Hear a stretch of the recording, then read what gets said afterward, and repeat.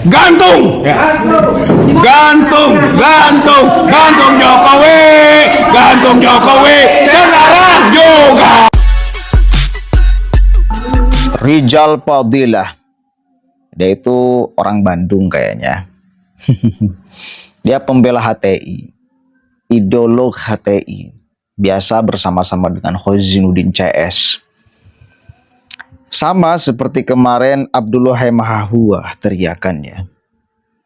Hukum mati Jokowi, gantung Jokowi. Dari dulu. Dan dia kembali mengungkit ijazah palsu katanya Jokowi. Kasihan orang-orang kayak gini tuh. Bahkan ketika Pak Jokowi sudah beres, masih aja mengumbar kebenciannya. Kasihan dari dulu. Dari mulai people power, segala macam. People power katanya. Menggulingkan kekuasaan, memakai kekuatan rakyat. Padahal rakyat yang di barisan mereka cuma 0, sekian persen.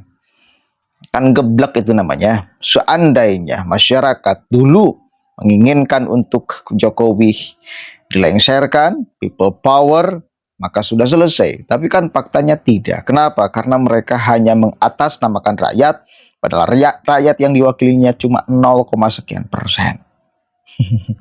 Sama tuh dengan Amin Rais, CS, dan yang lainnya. Itu yang kemarin ketika Pilpres itu dukung Anies Baswedan. Coba kita cek dulu sama-sama nih ancamannya si Rijal Fadilah ini. Bahwa semua ini gara-gara Jokowi. Jokowi itu corrupt, ya, melakukan korupsi. Ya. Korupsi untuk 3 hal. Satu adalah korupsi dokumen, yang kemudian kita kenal dengan ijazah palsu. Yang kedua, korupsi kekuasaan, gitu, authority corruption. Yang ketiga adalah korupsi kekayaan. Gitu. Jadi 3 korupsi. Power tends to corrupt, and absolute power corrupt absolutely, kata Lord Acton. Gitu kan. Kekuasaan itu cenderung korup. Tapi kalau kekuasaannya besar, maka pasti korupsi. Gitu. Maka konklusinya adalah Jokowi ini punya kekuasaan yang besar. Maka berdasarkan dalil tadi, gitu ya, dalil politis, dalil sosiologis, pasti korupsi. Nah, terbukti melalui investigasi TPUA dan teman-teman lain, aktivis, ulama, tokoh, semua bergerak membuktikan itu. Ketika termasuk pembuktian ijazah palsu, ini poin pertama. Jadi sejak mulai di Jakarta Pusat PN, kemudian di Solo kasus pidananya, lalu perdata lagi masuk di PN Jakarta Pusat, sekarang juga TPUA masuk lagi pidananya, gitu kan.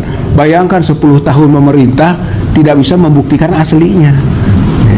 Jadi jangan berpikir buktikan palsunya. Buktikan aslinya. 10 tahun. Gitu. Jadi di sini berlaku azas, kalau dalam hukum Islam namanya mafhum mukhalafah. Gitu ya. Kalau dalam hukum positif yang selalu kita pelajari, argumentum a contrario. Yaitu kebalikannya. Maka ini membuktikan benar bahwa kasus seperti ini berbasis pada pembuktian terbalik sebenarnya, gitu. Jokowi tidak bisa membuktikan asli, maka kebalikannya ya palsu sampai sekarang, gitu.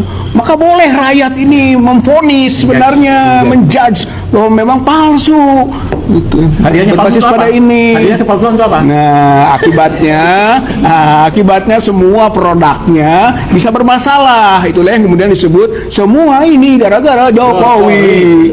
Gitu ya. Insya Allah. Nah, insya Allah TPUA terus bergerak ya, untuk membuktikan sampai pada konklusi memang Jokowi tidak punya ijazah asli. Gitu.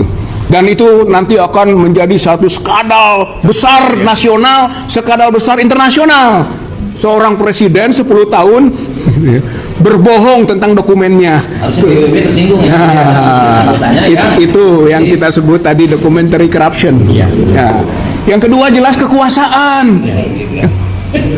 Coba saja di pemilu cawe-cawe merasa bahwa dia dominan kekuasaannya, semua bisa diatur, semua bisa disandera, semua bisa dikendalikan. Sampai DPR juga menjadi tukang stempel kebijakan rezim Jokowi. Itu adalah korupsi kekuasaan. Makanya dalam skala internasional, ya, High Commission of Human Rights gitu ya, menyatakan Indonesia di bawah rezim Jokowi itu pelanggar HAM. Apa?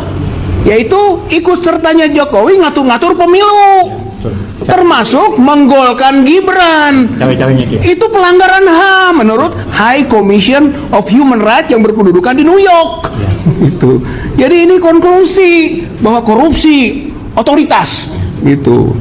Nah, yang ketiga ini adalah korupsi kekayaan. Kekayaan negara yang habis, digerus, diangkut, dijual. Kedaulatan negara ini, kekayaannya sudah berpindah ke tangan asing.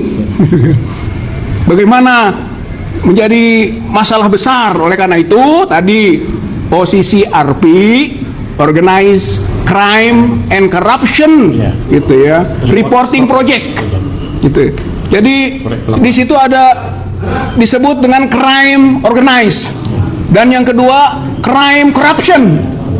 Jadi organized corruption maksudnya ya. Jadi bahwa kejahatan Jokowi itu terorganisir dan korupsinya terorganisir.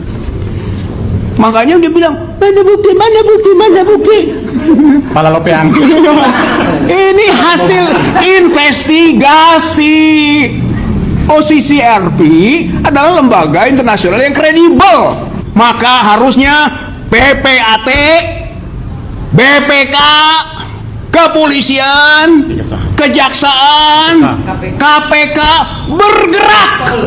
Ulah cicing wae, Udah sare wae. ulah sare wae, ulah ngajedog wae. Kapolri harus diganti, Jaksa Agung harus diganti, KPK juga harus komisionernya. KPK tadi sudah tidak sah, otomatis harus diganti, gitu ya. Hah? Ya itu ya, tadi lembaga itu yudikatif. Ya kita ini pemeriksa nih ya. Jadi masalahnya sekarang adalah kewajiban mengganti, dan itu lazim.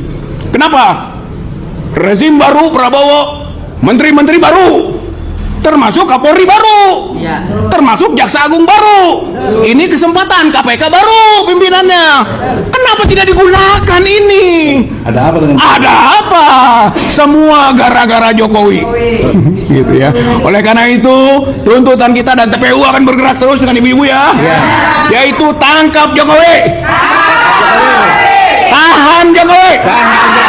Adili Jokowi. Hukum Jokowi. Hukum mati Jokowi. Kalau perlu gunakan pasal 11 KUHP. Gantung. Gantung, gantung, gantung Jokowi. Gantung Jokowi. Sekarang juga. Gantung, gantung, gantung Jokowi. Gantung Jokowi. Sekarang juga. Allahu Akbar.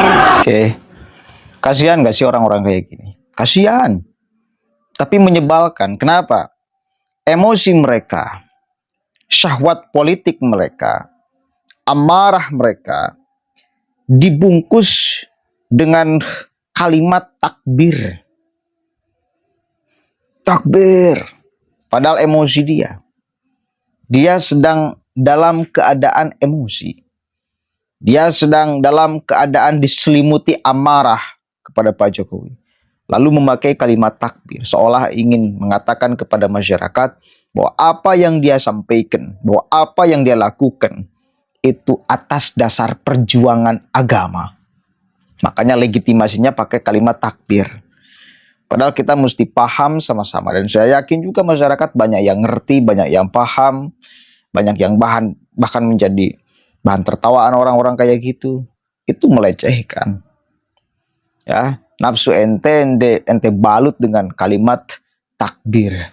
Emosi ente balut dengan kalimat takbir supaya terlihat baik. Pan kacau. Pan kacau dari dulu sekali lagi. Mereka terus ngahilidan Pak Jokowi itu. OCCRP dijadikan landasan kuat, katanya ini lembaga sangat kredibel. Ente. Giliran ada asing yang membuat berita macam-macam kepada Pak Jokowi, Anda aminkan bahwa itu kebenaran. Tetapi di sisi lain mereka selalu mengatakan kepada Pak Jokowi itu kan anti asing dan lain sebagainya kan itu. Di satu sisi mereka mengamini pemberitaan dari OCCRP 100% padahal itu dari asing. Di sisi lain mereka selalu mengecam, menuduh, memfitnah, memframing jahat Pak Jokowi adalah antek asing. Ente juga antek asing kalau seperti itu caranya. Ente mengamini berita dari OCCRP yang OCCRP-nya juga jelas mengatakan tak punya bukti mengenai korupsi Jokowi. Cuma menampung opini publik aja. Dan publiknya juga tidak dibatasi. Siapapun aja bisa ngirim email ke OCCRP. Artinya ini gengs Rijal Padilla semua tuh pasti yang ngirim email. Kelompok Anies Baswedan CS tuh yang ngirim email, kelompok Hozinuddin CS tuh yang ngirim email, kelompok Rizik Syihab CS tuh yang ngirim email, kan itu. Karena nggak ada batasan, nggak ada profesi. Ya, boleh siapapun aja. Mereka semua kalau seperti itu caranya. Kita juga baru tahu ada OCCRP yang kemudian silakan orang bisa ngirim email memberikan nominasi. Jujur saya nggak tahu tadi. Dan saya yakin juga penonton di sini berapa persen yang tahu OCCRP? Saya baru saat ini tahu OCCRP. Artinya ketika saya baru saat ini tentu tak mengisi polling itu tuh. Dan saya yakin juga di sini banyak yang nonton ini pasti tembus puluhan ribu itu nggak tahu OCCRP tadinya. Lah maka ketika kita semua yang nonton di sini yang nggak tahu OCCRP, siapa yang mengisi OCCRP itu untuk memberikan polling, memberikan nominasi, merekomendasikan Jokowi sebagai presiden terkorup dunia? Artinya kan hanya musuh-musuh politiknya aja. Mereka musuh politik yang kemudian memakai jubah akademisi. Musuh politik, lawan politik, sentimen politik yang memakai kemudian baju aktivis TPUA, tim pembela ulama dan aktivis. Dan itu kacau. Emang kita bakal terkecoh gitu? Nggak bisa, Pak. Ini zaman media sosial, zaman orang itu semakin akan cerdas menelisik sejauh mata kepalidan OCCRP di dalam menyajikan data. Kan itu ya. Dan supaya lagi kan udah dikonfirmasi oleh OCCRP, nggak ada kita menemukan hasil investigasi, nggak ada orang OCCRP yang kemudian melakukan investigasi di Indonesia, nggak ada. Ente ngarang hasil investigasi, ente ngarang tuh bullshit, nggak ada OCCRP itu melakukan investigasi ke Indonesia. OCCRP mengatakan itu, bukan kita. OCCRP mengatakan itu, cuma menampung aspirasi aja. Begitu. Jadi jangan membohongi rakyat terus ente. Assalamualaikum warahmatullahi wabarakatuh.